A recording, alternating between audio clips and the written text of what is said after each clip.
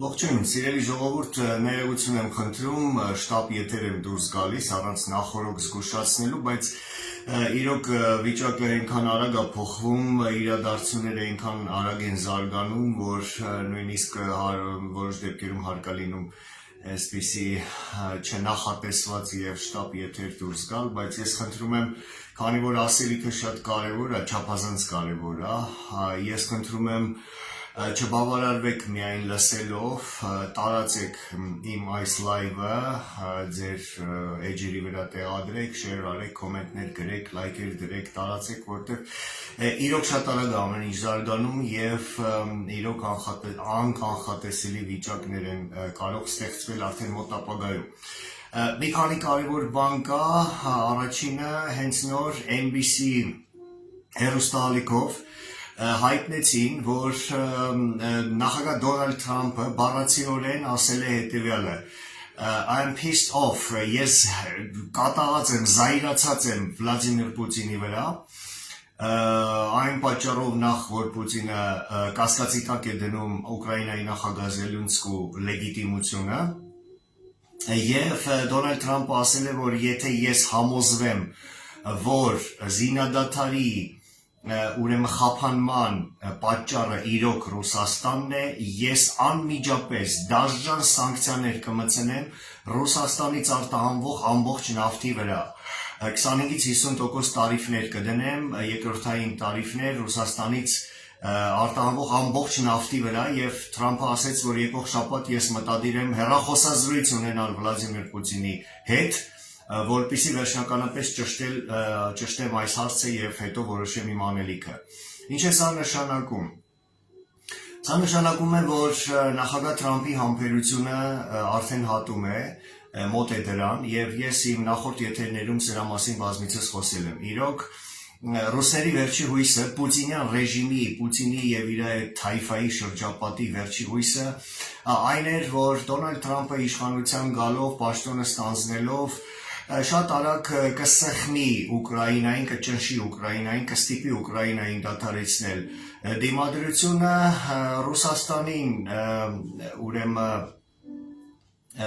Ռուսաստանին ձեռք տվող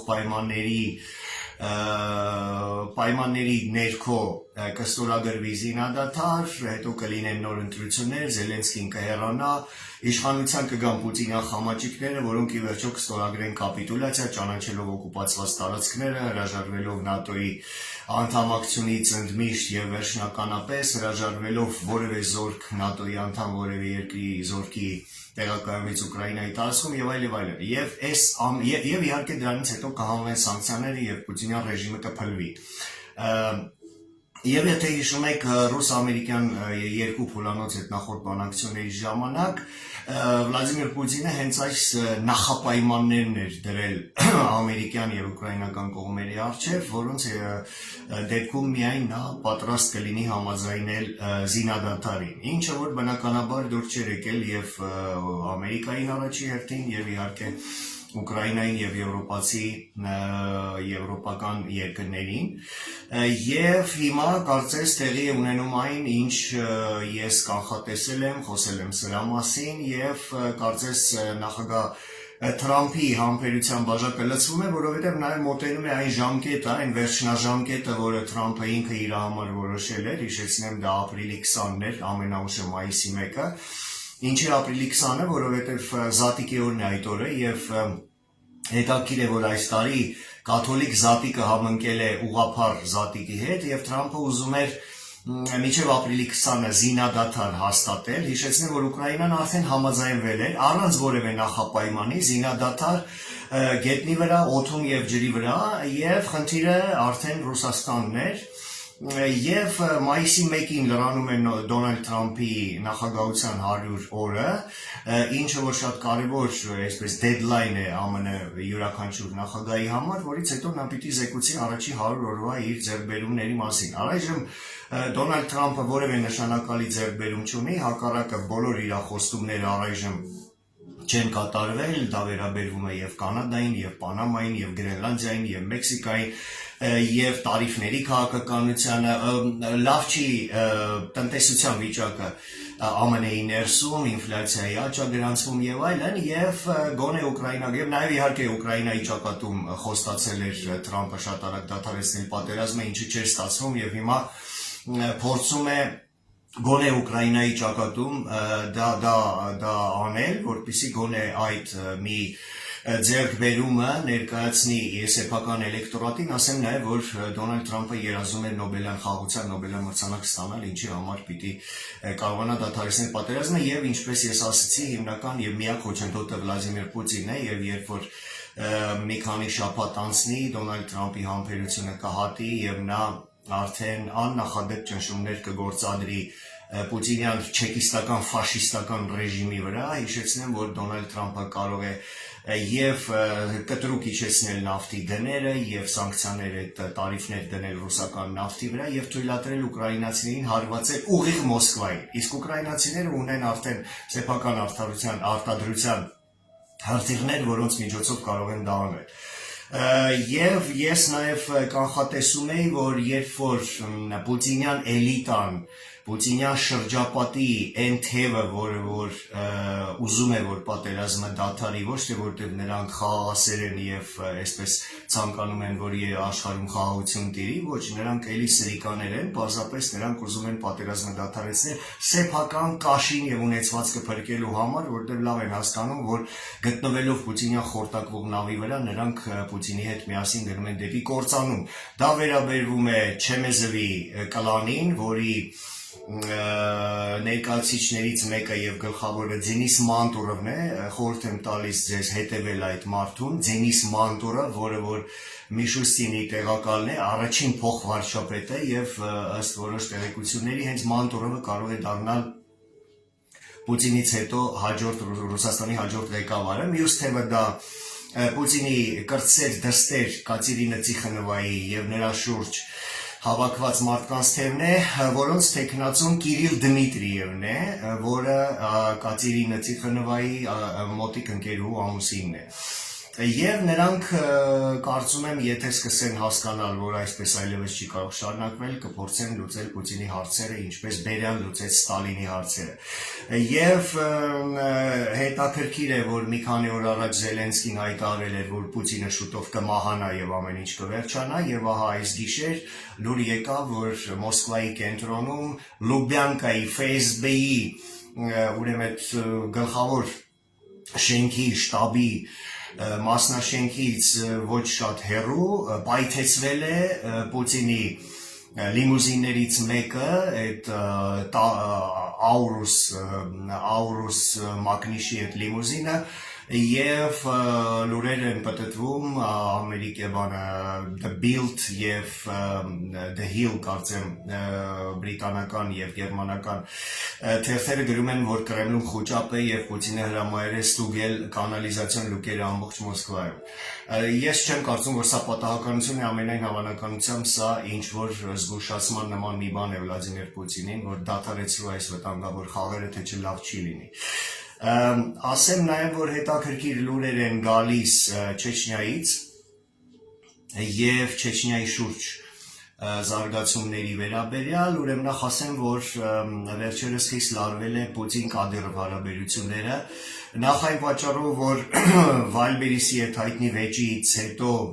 նստվածք էր մնացել Պուտինի մոտ եւ Պուտինի շրջապատի մոտ, հիշում ենք, հա, Վալբերիսի շուրջ Կադիրովը վիճել էր Սուլեյման Քերիմովի եւ Վայնոյի, Վայնոն Պուտինի ադմինիստրացիայի ղեկավարի տեղակալն է, շատ ազդեցիկ մարդ Պուտինի շրջապատում, իսկ Սուլեյման Քերիմովը Դաղստանցի, ծնունդով Դաղստանցի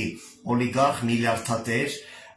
Դաշնային խորհրդի падգամավոր է, որը որ համարվում է Պուտինի շատ մոտիկ մարդկանցից մեկը, Պուտինի քսակներից մեկը, որը լվացել է Պուտինի փողերը։ Հիշեցնեմ, որ Սուլեյման Քերիմովը ուրեմն կարծեմ ունի ամերիկյան քաղաքացիություն, բիզնեսներ ունի Ամերիկայում, նույնիսկ այնտեղ երկրորդ կին ունի, այսինքն ոչ պաշտոնական կին ունի, ազգությամբ ուկրաինուհի, եւ ամիսներ առաջ Քերիմովի յախտան, որը որ Ֆլորիդայի ափերից քիչ հեռու է միշտ լինում օվկիանոսում, ենթարկվել է հարձակման ամերիկյան 6-րդ նավատորմի մի քանի նավերի կողմից, իսկ այդ իր յախտայի վրա Քերիմովը պահում էր հույժ գաղտնի փաստաթղթեր իր այդ ֆինանսական փաստաթղթեր, որոնցում կան այդ փողերի լվացման սխեմաները եւ այլն։ Եվ ամերիկյան հատուկ ծառայությունները արգրավել էին այդ բոլոր փաստաթղթերը, սակայն աղմուկ դուրս չեկավ, ինչից շատերը ենթադրեցին, որ Սուլեյման Քերիմովը աղմուկ չհանելու դիմաց խոստացել է համագործակցել ուրեմն քննչական մարմինների հետ եւ փաստորեն նաեւ արդեն դարձել է ամերիկյան հատուկ ծառայությունների ենթակա կամ գործակալ մարդ։ Եվ ահա խնդրեմ ուրեմն այդ Կադիրով-Քերիմով, Կադիրով-Վայնո եւ Կադիրով-Պուտին դիմակայությունը շարունակվում է։ Վերջերս մի քանի շաբաթ առաջ Մոսկվայում սպանվեց Սայցիև ազգանունով չեչեն ուրեմն ըմբշամարտիկ օլիմպիական չեմպիոն, որը Կադիրովի շատ մտերիմ մարդն էր, 30 քանի տարեկան առողջ երիտասարդ պատահամամբ պատոհանից ընկավ եւ մահացավ։ Իհարկե միանգամից խոսեցին, որ դա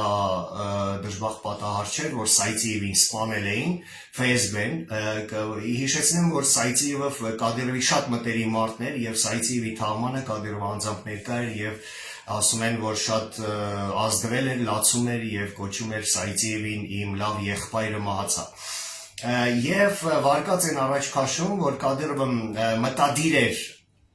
Սայցիևին նշանակել Դաղստանի ղեկավար, որը պիտի փոխարիներ Մելիքովին, ներկա ղեկավարին, որը Քերիմովի մարդն է, այսինքն Կադիրովի թշնամու Քերիմովի մարդն է, Մելիքովը, որը շատ վատ համբավ ունի Դաղստանում, ալկոհոլ է չարաշահում, ռեպրեսիվ ապարատն է հաճախ գործի դնում եւ ժողովուրդը նրան չի սիրում։ Եվ Կադիրովը ուզում էր Սայցիևին դնել Դաղստանի ղեկավար, ասում են, որ արդեն համաձայնեցրել էր դա անձամբ Պուտինի հետ եւ ՖՍԲ-ն կանխեց դա, իսկ ՖՍԲ Կադիրով դիմակայությունը մենք շատ լավ գիտենք, դա գալիս է դեռ Նեմցովի սպանությունից։ Ուրեմն բացի դա լուրեր եկան, որ այս վերջերս Պուտինը կամ ՖՍԲ-ն առաջարկել է Պուտինին Կադիրովի զորքը ուղարկել ռազմաճակատ, իսկ Կադիրովի զորքը 80,000-ից ավել մարդիկ են, որովհետև գիտեք Ռուսաստանը մեծ կորուստներ է կնում օրական 1000-1500 զոհեր եւ վիրավոր են տալիս ռազմաճակատում եւ հիմա նրանք դժվարությամբ են զորք հավաքում, այլևս ուրեմն պայմանագրային զինծառայողներ դժվարությամբ են հավաքում, որտեղ մարդիկ չեն ուզում թեկուզ լավ փողի դիմաց գնալ եւ մահանալ, մոբիլիզացիա անելներ խիստ վտանգավոր եւ խնդրահարույց է Պուտինի համար եւ ՖՍԲ-ն Պուտինին առաջարկել է, որ Կադիրովը իր զորքը համաձայնվի եւ ուղարկի ռազմաճակատ։ Կադիրովը մերժել է, ասելով, որ այս զորքը իմ զորքն է, իմ համար է եւ այլն եւ աճել է լարվածությունը Կադիրով ՖՍԲ, Կադիրով Պուտին եւ որից հետո լուրեր եկան, որ Կադիրովը շտաբ ամիսներ առաջ արդեն սկսել է, բայց հիմա ավելի ջանասիրաբար է դա անում, իսկ ինչի մասին է խոսքը, ուրեմն Կադիրովը իր ակտիվները, ունեցվածքը տեղափոխում է շատ արագ կերպով Սաուդյան Արաբիայի եւ Միացյալ Էմիրություններ, նաեւ տեղափոխում է եւ տներ է գնում Սաուդյան Արաբիայում եւ Դուբայում իր ընտանիքի մերձավորների համար, աղջիկների, կնոջ, կանանց մի քանի կին ունի, մասնավորապես ավագ դստեր Այշար, կարծեմ անունով Այշար Կադիրովային, որը փոխվարչապետ էր Չեչնիայում, ազատել է պաշտոնից եւ այդ աղջիկը տեղափոխվում է հիմա Դուբայ։ Այսինքն նաեւ լուրեր են գալիս, որ Կադիրովը ծանր հիվանդ է, երիկամի խնդիր ունի եւ ենթաստամոքսային գեղձի խնդիր ունի եւ Կադիրովի կյանքը արդեն վտանգված է, մի քանի ամիս կյանք է մնացել նրան, որտեղ հիվանդությունը պրոգրեսում է, նրան երիկամ էին փոխպատվաստել, բայց ասում են, որ դոնորական երիկամը լավ չի աշխատում այլևս, նաև ենթաստամոքսային գեղձի խնդիր կա եւ Կադիրովը գիտի, որ շուտով մահանալու է եւ հիմա ապահովում է սեփական ընտանիքի անվտանգությունը եւ ակտիվների անվտանգությունը, լավ հասկանալով, որ նրա մահից հետո այդ ամենը կվտանգվի։ Եվ այս ամենը եթե իրար հետ գումարենք, նաև ավելացնեմ ռուսական տնտեսության ողբալի վիճակը, բոլորովին վերջերս ռուսական կենտրոնական բանկի տնօրեն Էլվիրա Նաբիուլինան խոստովանեց, որ չի բացառվում, որ Ռուսաստանը ստիպված կլինի սառեցնել Ռուսաստանի քաղաքացիների խնայողությունները բանկերում, հիշում եք, չէ՞, ԽՍՀՄ փլուզման ժամանակ մենք դա արդեն տեսել ենք, կարող ենք ասել, որ Ռուսաստանում քաոսը եւ սմուտան մոտենում է տարբեր սցենարներ կարող են տեղի ունենալ պալատական հեղաշրջումից մինչև Չեչնիայի երրորդ պատերազմ, տնտեսական կոլապս, որը դոմինոյի էֆեկտով կտարածվի եւ Ռուսաստանի մյուս ռեգիոնների վրա, որտեղ էլի լավ չի վիճակը, Կուզբասում ասում են արդեն գործադուլներ են շախտյորների, որտեղ ածխահանման ոլորտը սնանկացման եզրին է, մետալուրգիական, բանկային ոլորտը, ինֆլյացիան շարունակում է աճել եւ այլն, եւ ես ավելի ու ավելի համոզվում եմ սիրելի ժողովուրդ, որ մոտակա շաբաթները, ամիսները վճռորոշ են լինելու, X պահը մոտենում է, պատրաստվեք Հայաստանի ազատագրմանը, ամեն ինչ լավ է լինելու, խառնակ վիճակ Մոսկվայում, կայծ Երևանի հրապարակում եւ մեր քայլը անելուց հետո իհարկե Արևմուտքը մեզ կօգնի, որովհետեւ Արևմուտքը ուզում է, որ Հայաստանը լինի ինքնիշխան, ազգային, ժողովրդավարական երկիր, Արևմուտքի հետ պինդ եւ հուսալի դաշնակից երկիր, հյուսիս-հարավ մեգապրոյեկտի կապող օղակ երկիր, որը որ ունի սեփական շահերը, որոնք համընկնում են Արևմուտքի շահերի հետ եւ Արևմուտքը իդեմս Հայաստանի եւ Վրաստանի հարավային Կովկասում կունենա հուսալի ընկեր, դաշնակից եւ գործընկեր։ Լավ եղեք, ամեն ինչ լավ է լինելու, շնորհակալություն, խնդրում եմ նորից տարածել այս եթերը, որովհետեւ ասելիքը շատ կարեւոր է։ Լավ մնացեք, լավ է լինելու։